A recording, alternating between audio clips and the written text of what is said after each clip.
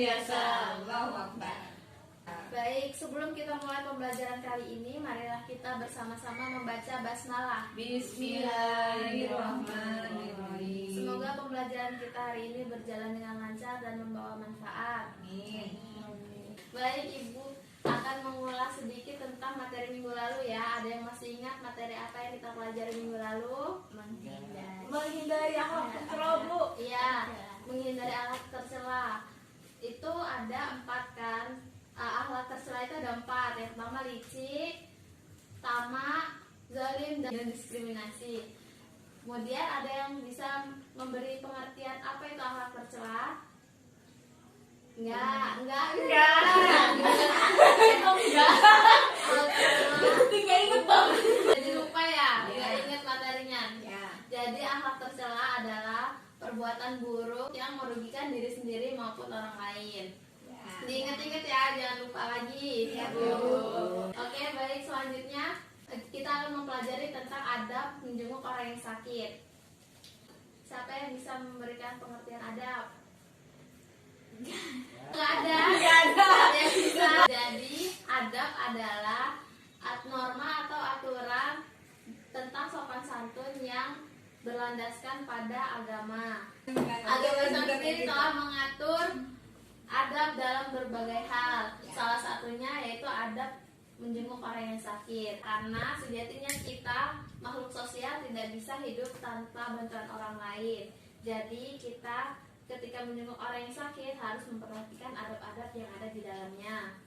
Beberapa adab menjenguk orang yang sakit, yang pertama yaitu mengikuti anjuran Rasulullah SAW. Kunjungan kita kepada saudara kita yang sakit adalah salah satu hak seorang muslim kepada muslim yang lainnya, supaya setiap individu memiliki kepedulian kepada orang lain. Adab-adab yang harus diperhatikan dalam menjenguk orang yang sakit, yang pertama adalah mengucapkan salam. Kita harus mengucapkan salam baik menjenguknya di rumah maupun di rumah sakit, karena salam merupakan bentuk dari doa.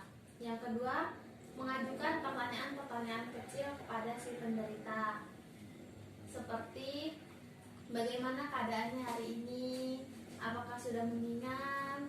Terus juga kita bisa memberikan nasihat kepada orang yang sakit.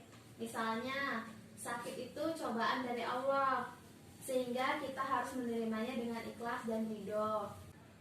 Karena dengan ikhlas dan ridho, Allah akan membukakan pintu kesembuhan untuk kita. Terus juga kita bisa memberi nasihat. Selain berobat kepada dokter, jangan lupa berdoa, terutama ketika kita meminum obat, karena obat itu akan menjadi perantara kesembuhan untuk kita. Kemudian kita juga bisa memberi nasihat kepada orang yang sakit untuk tidak meninggalkan sholat, karena Islam sendiri tidak memberatkan umatnya untuk beribadah.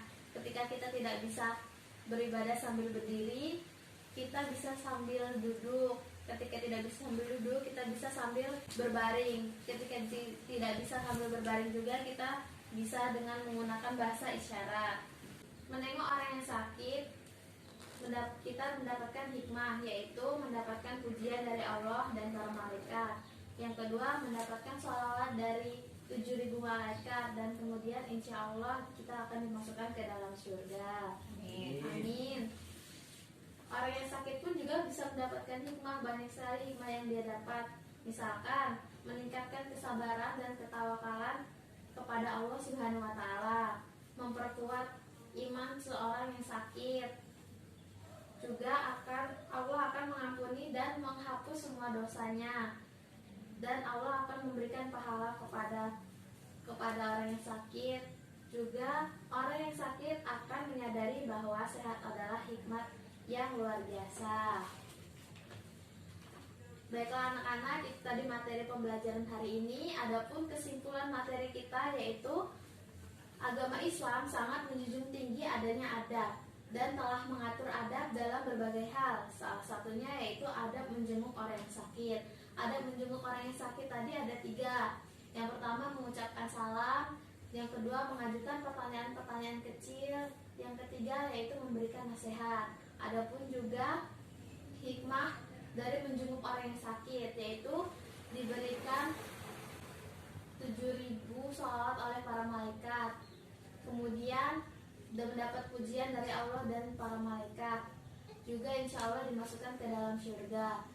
Orang yang sakit pun mendapatkan hikmah, yaitu Allah akan menghapus semua dosanya dan Allah akan memberikan pahala yang berlimpah.